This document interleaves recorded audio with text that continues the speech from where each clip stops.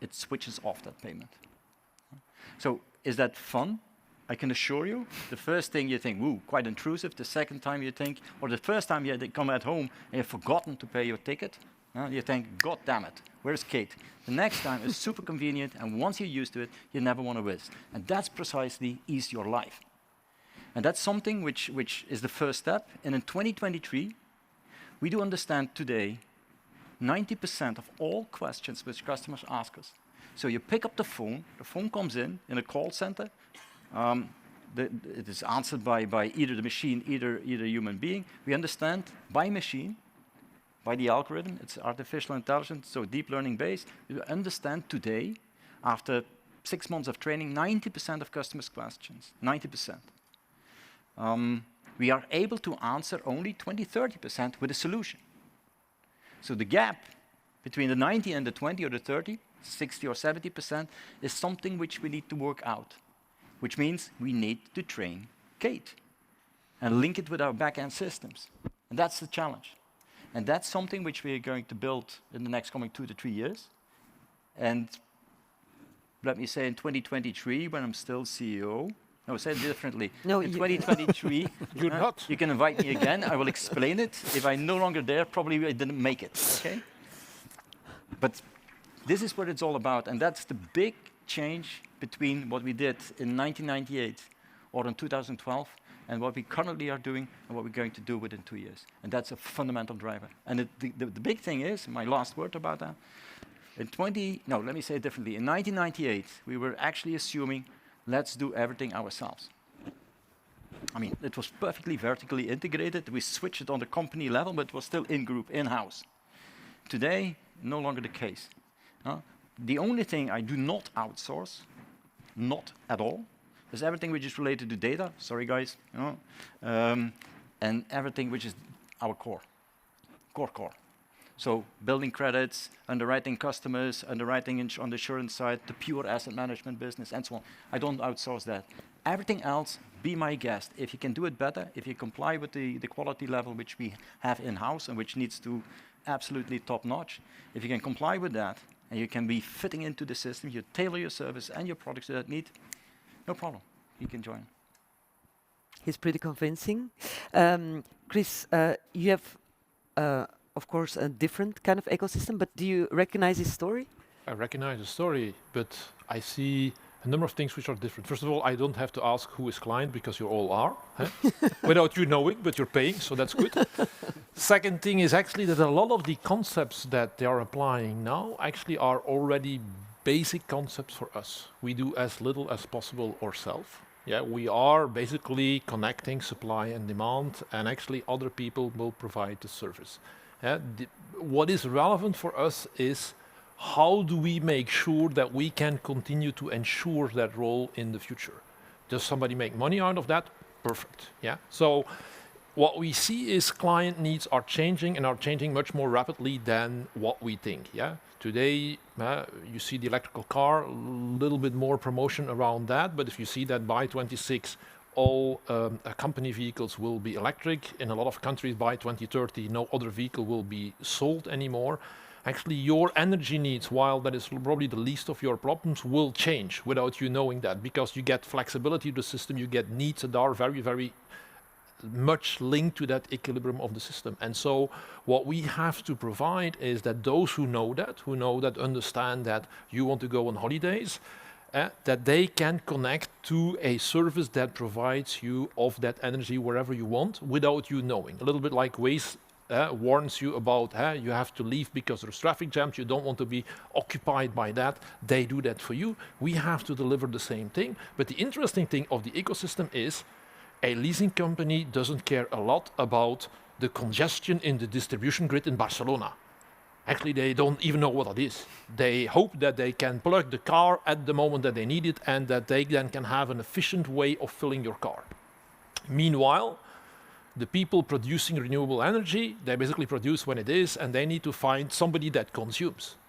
And so how do you create a dynamic where the service, the customer centricity, is delivering that and is making sure that that match is happening at every moment, so that I'm charging my car when there is a lot of sun, but without me knowing. I don't want to push a button. I just want to plug it when I stop, and I take my car, and it needs to be able to drive, and I don't have to worry about maybe when I do a long distance, but in a normal consumption pattern of each day, each weekend, during the week, I should not think about that because I plug the car and it does what it needs to do, and maybe it even uses my electricity on my battery for cooking in the evening. It might do a lot of different things, but I should not know. And meanwhile, that's the challenge that we have is, if we don't have at every split second that equilibrium happening, we would be in the dark as we speak. Yeah, that is how critical our system is. Our system is working like we have a bunch of people sitting in Schaarbeek managing that on the split second that is going to happen. But what we need to make sure is that the behavior of the consumer in what he is looking for in comfort is by the digital tools completely adjusted to the reality of the system, while the people doing that don't understand what the system is. And that's where the ecosystem comes in. That's where we bring those two together, where we basically say, our data can be integrated in your algorithms that provide a better service. Like you do on the parking, the same needs to happen on charging. Does the car need to be charged? The client doesn't want to know. Maybe you even pull energy from his car and use it somewhere else. That can happen, you don't know. Why is it that today's system, when I am charging my car at home with my solar panels, that is something clearly, it's my energy, I put it on the car. Actually today I'm linked to a grid. If I put it at my neighbor's, all of a sudden that energy from my solar panel is still flowing to my car, and all of a sudden I have to sell it to somebody external and then have to rebuy it at a much higher price. Interesting business concept. Why is that? It's my energy. I just use a cable for which I've paid, by the way, by a monthly fee. So why don't we have, like what you have with the telecom providers, wherever you go, if you pay the grid access fee, you do whatever you want. Spotify is not going to say, yeah, you know, in Spain we have an additional charge. My daughter would not like that. Yeah. So that's not happening, but that's happening today in the power system. And so the power system needs to be fully transformed into that. And it needs to happen by things that are customer-centric. And so we're the technical provider of that platform, and we hope that the best provider, as you say, will start to deliver that. And if they don't, they will be replaced by somebody else. And that's why we have this very open system, where we basically say everybody can come, because we don't have to define what your comfort level is. If you think it is about sharing that with an NGO, if you think it's about participating with your cycling club, if you think it's about my own footprint, we don't care. We just have to make sure that you can do that wherever you want, how you want, and that's commercial players can make a benefit by providing you the best service. And that's what our ecosystem is about. And so our role is about making sure that this is going to happen as rapidly as possible, because that ensures that this role of keeping the lights on, we can continue to do in a modern way, and you don't say, hey, how is that possible that I cannot charge my car whenever I need it? That is a question we don't want to be confronted. And actually, that's a real question for us, because if everybody would charge at 6 in the evening, the lights would go out. However, if everybody would drive electric and by digital tools you would charge at the moment that is most convenient for the system, we have zero problem in the system, at zero. So how do we make sure that that system is completely flipped over so that you can just say, I plug, done.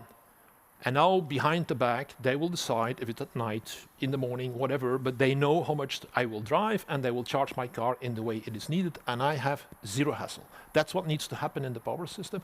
And we have built an ecosystem where we said, we have no commercial interest, but it's the only way to ensure that we have a combined improvement of the customer service in that transition where renewables are the name of the game.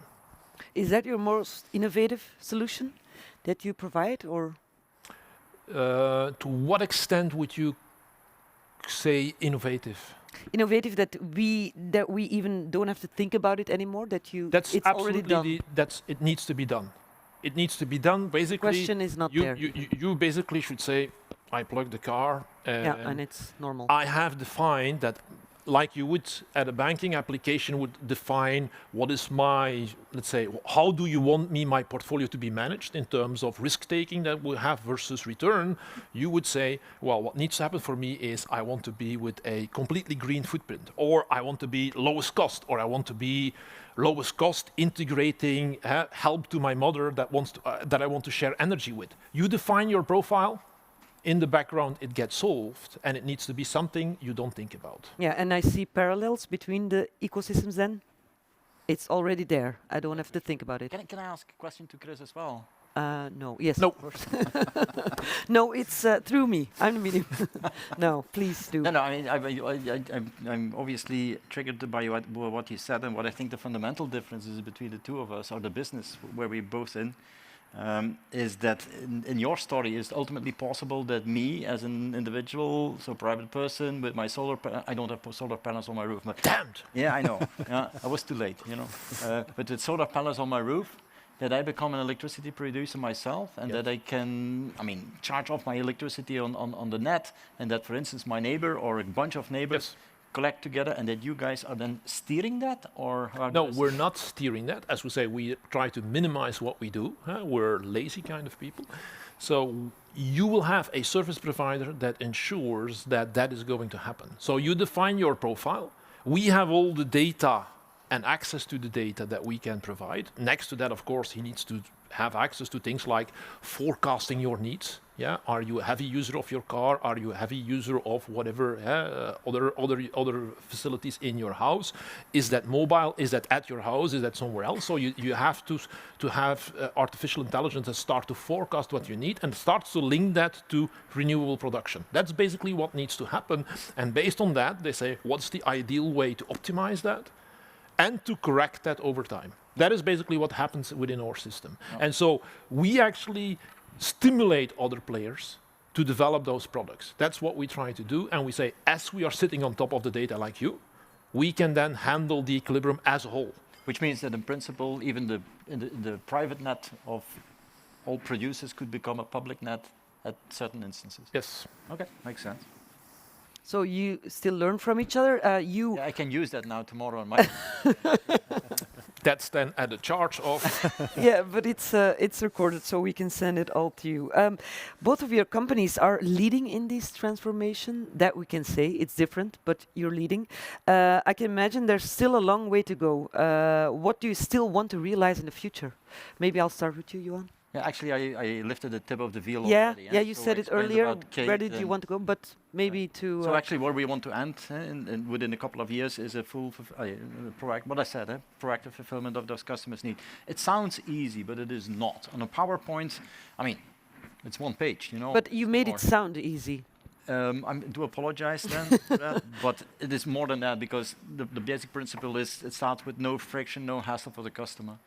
And you know, the front end is the easy part of the job.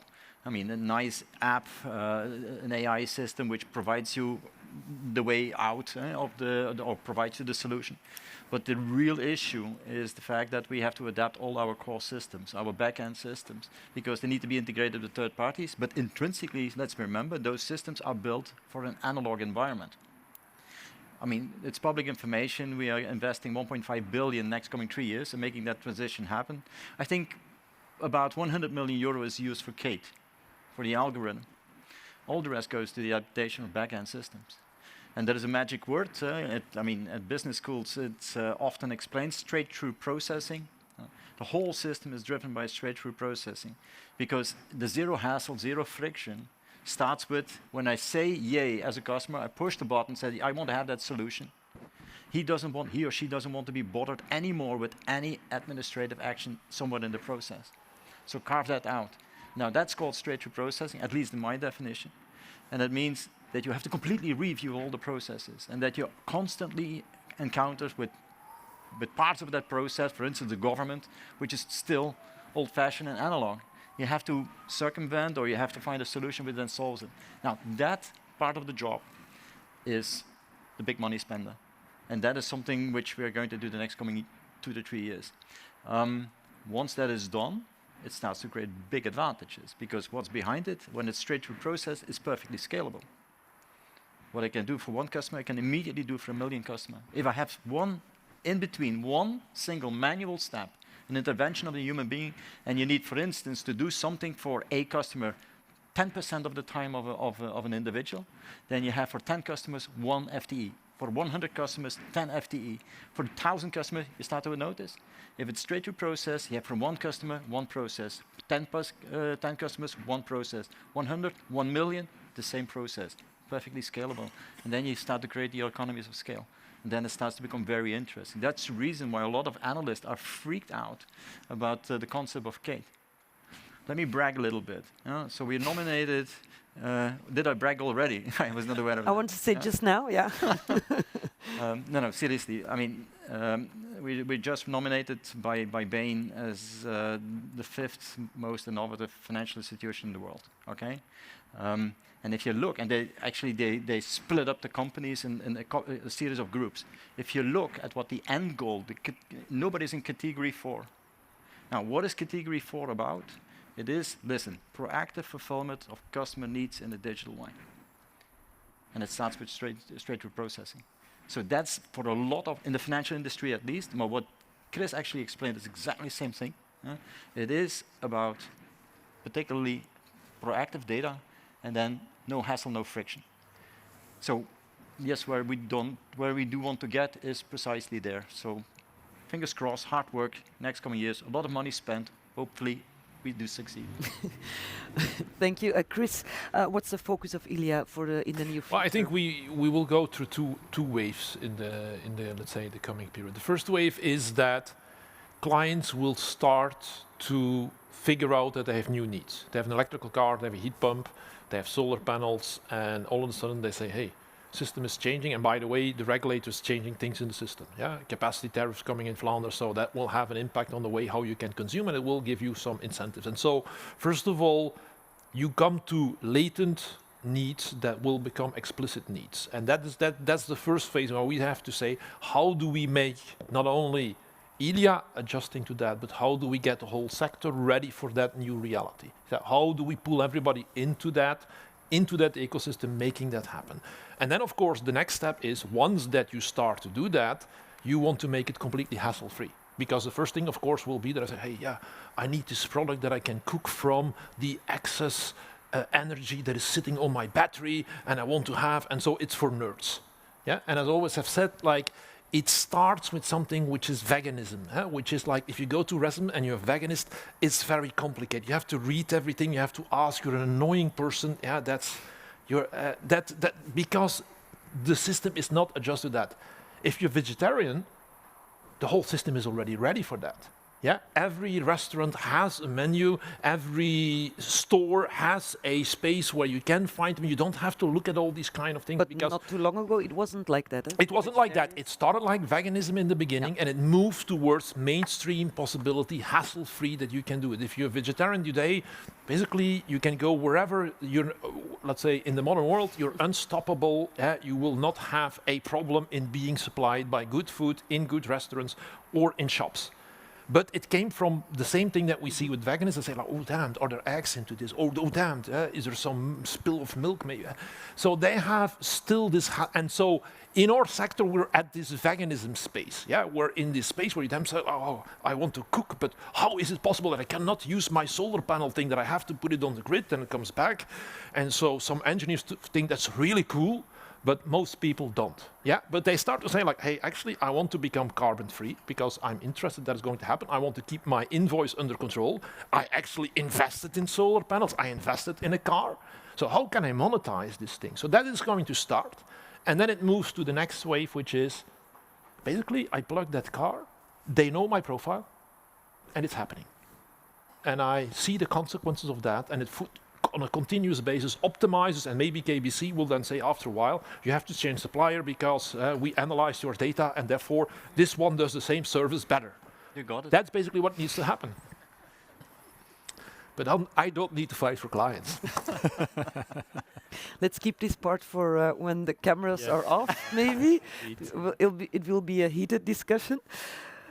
Did you want to add something, Chris, or? No, I think that's the real two things. But if we then go to the challenges, that's a long road to go. I hope it's not going to take in time a lot of time, but it's an enormous change because all the systems that we have today, well, at Elia we are progressed into that, but the rest of the sector still to integrate into that, it's still a long way, and it's a lot of things that need to be to get connected to each other. So it's a lot of work to be done. But it's interesting work to do. So we really look forward that we can continue on that trajectory where we bring energy needs of people from something which was hassle-free before we had the problem of climate change that will become actually a comfort improver. So moving it up in terms of quality over time, but probably you go through this turbulent phase where you basically say, why am I not able to do A? Why am I not able to do B? So that's what we face as a company. Okay, thank you, gentlemen, for this first part. I suggest the cameras will be put off now. I'm sorry, because that was about aspirations and expectations and the digital ecosystem. But now we will talk more off the record or completely off the record.